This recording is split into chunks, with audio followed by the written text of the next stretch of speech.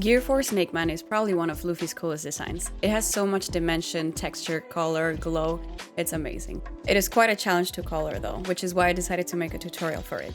My name is Grecia, aka Grace, and if you're anime only, this might contain spoilers. The most recent chapters have given me a lot of practice since it has a lot of Luffy in Gear 4 SNAKEMAN. So I've come up with cool techniques to make the smoke and the glowy effects, so I decided to show you how to do it, so let's get right into it. I have already created the line art of Luffy in SNAKEMAN form. I will go ahead and start coloring the base colors, adding some cool shading to make it more dramatic.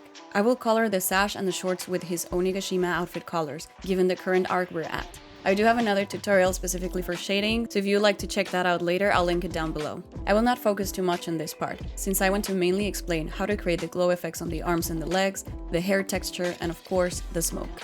Okay, now onto the cool part. We will color Luffy's entire legs and forearms with a dark blue purple color, almost black. On his left arm, you can't really see where the elbow is, so we will just color the entire forearm, which is inflated, in the dark blue color. For the right arm, we have a nice clear view of the entire arm, so we can get creative here and add some flame-like pattern that extends halfway to his upper arm. I'm adding now some extra glowy effects, but let's just fast forward to that part because we already know how it goes.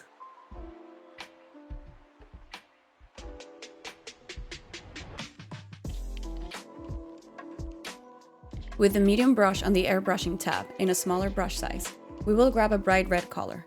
We will create a new layer above the line art layer, since we will be covering it. So it looks more realistic and glowy, and we will set the blending mode to add, so it's a bright, shiny coat. The first part is easy, since you will trace exactly on top of the original line art, so it's good to be able to see where the original lines are. Then, we will increase the brush size to have a more blurry, softer brush. And with a soft pressure, we will add some glow around the base lines on either side to create more depth and glow within each of the muscle parts of the arm.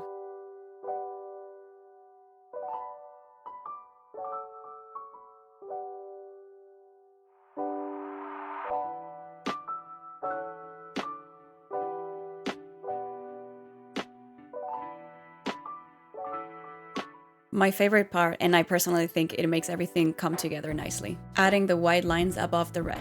This really brings the artwork to life. I am using one of my custom-made brushes, but really it's just a thin brush with no blurriness, so it can be the same brush you use for your line art.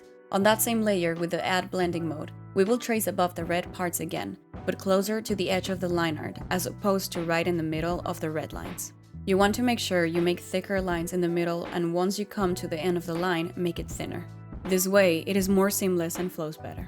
Again, follow the red lines and coat everything with the thin white lines.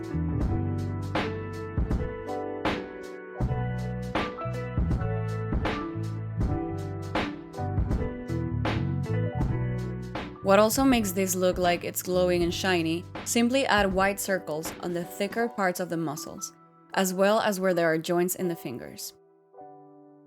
To make it smoother, I grabbed the soft brush and used a Gaussian blur effect, but in the brush mode, not the layer, and softly blended some of the white circles so they don't look too bold. This also increases the glow effect around it to make it shinier. As a last extra step on the same layer, grab a purple color and softly, with the medium brush, add more glow on the bottom part of each section, so the opposite side where the white circles are. So we can consider each muscle as one section, having the white circles on top and the purple glow on the bottom, so it looks symmetrical. I went ahead and added more red glow, and then added the circles again, because I felt it was still looking a bit dull from afar. Add as much glow as you feel it looks right. You can always go back and erase or even add a way more glow if you want. We will use the exact same method for the other arm and the legs. Follow the line art and trace over the red glow, and add some thin white lines at the white circles, and then the purple glow on the opposite side of the section. It takes a lot of practice, and I definitely recommend having reference images on the side so you can see where the glow effects go and the colors go and everything else. There are multiple scenes in the anime with Luffy in Gear 4 SNAKEMAN, so I do recommend having those to practice. It is a tricky design, but it's very fun to color.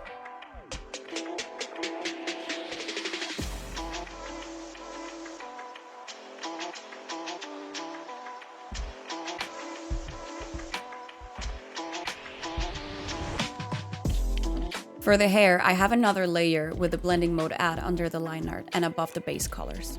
I want this glow to be under the strokes I made the line art layer, since it will keep it looking like hair instead of having to draw extra strokes again.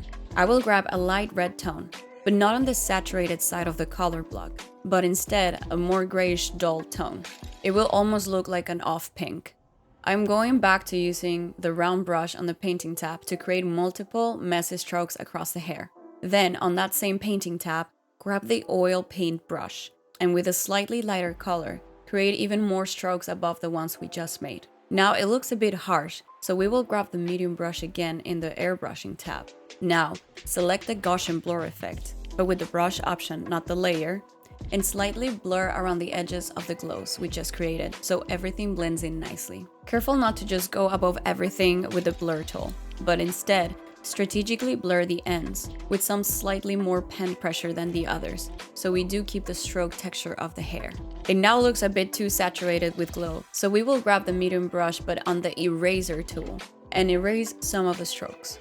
Now pay close attention here. Notice how I am erasing each section with a round stroke, so I can keep the edges of the glow long and sharp, and in the middle part, short and blurry. This creates grooves on the shiny parts of the hair, making it flow better and giving the hair some movement. Finally, completely optional to add more thin shiny strokes across the hair to create more texture. I love mixing blurry brushes with sharp brushes. It really creates a better, more dynamic coloring.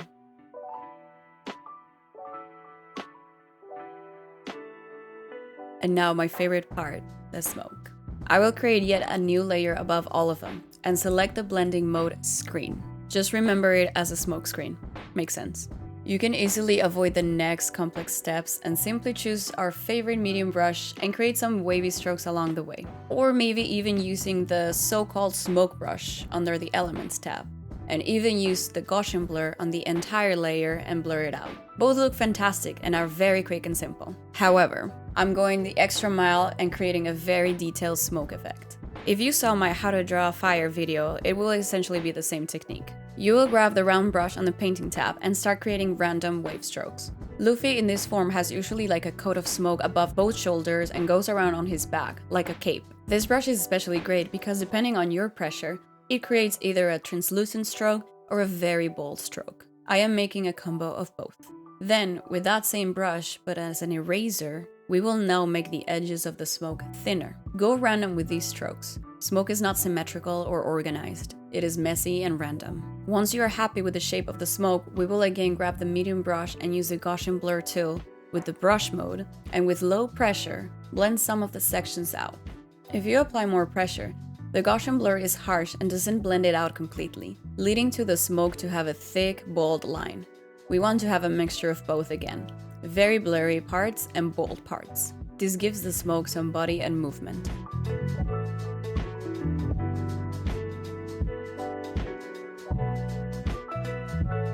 To create more of an impact with the smoke and steam, we will add yet another layer, that's right, another layer, above the background, but below our base colors. Selecting blending mode add, and with a light red color and medium brush in a big size, make some random soft strokes around the character. This will elevate the artwork so much in a way that it looks like Luffy is glowing and the steam is very hot. I then added some little embers around to, again, enhance the fact that he is extremely hot right now.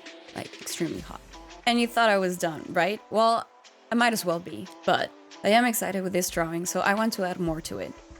We will create more of a deeper shadow for dramatic effects. Pay attention to where this layer goes. Below the line art, above all of the rest. For blending mode, we'll use luminosity, all the way on the bottom of the list. Grab a dark brown color, and with a medium brush, start creating deeper shadows on the muscles, side of the face, and so on. Don't worry if it looks way too strong. We can later play with the opacity percentage if we need these shadows to look a bit seamless or very harsh. Up to you. Happy with the results? Then let's just leave it right there. Or if we want to add more dramatic effects, given that Luffy is usually in battle when he's in gear for SNAKEMAN, so he's probably gonna have a couple of wounds, injuries, blood, you know. So let's add some blood and an injured body. This is my go-to technique when drawing blood on manga panels. There's a very artistic brush on the artistic tab, of course, called Hearts. With a very dark red, we will start adding some blood to some parts of his face, his chest, arm, and so on. Make sure to use a small brush size for the face, and you can increase the size as you go down the chest. I usually use 2 shades of this dark red, starting with the lighter tone and then making a darker tone and color above. This creates a drier blood effect, as if he's been injured for a while now. You can leave it as is, or you can use the Gaussian blur brush mode to blend in a little bit around the edges to make it as if the blood was smudged. Finally, with the line art brush and the line art color, create some thin vertical, diagonal, or horizontal lines anywhere that feels right to create scratches all over his skin, face, and clothes.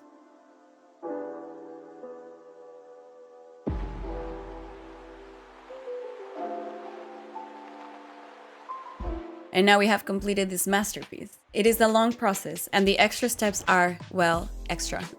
But if you want to go all the way, here's how. So we have multiple tutorials in one: how to color Luffy in Gear 4, SNAKEMAN, how to color smoke, and how to add blood and injury effects on your colorings. I really hope you found this tutorial helpful. Let me know in the comments if you try out these techniques and definitely share your results. I'll see you on the next one.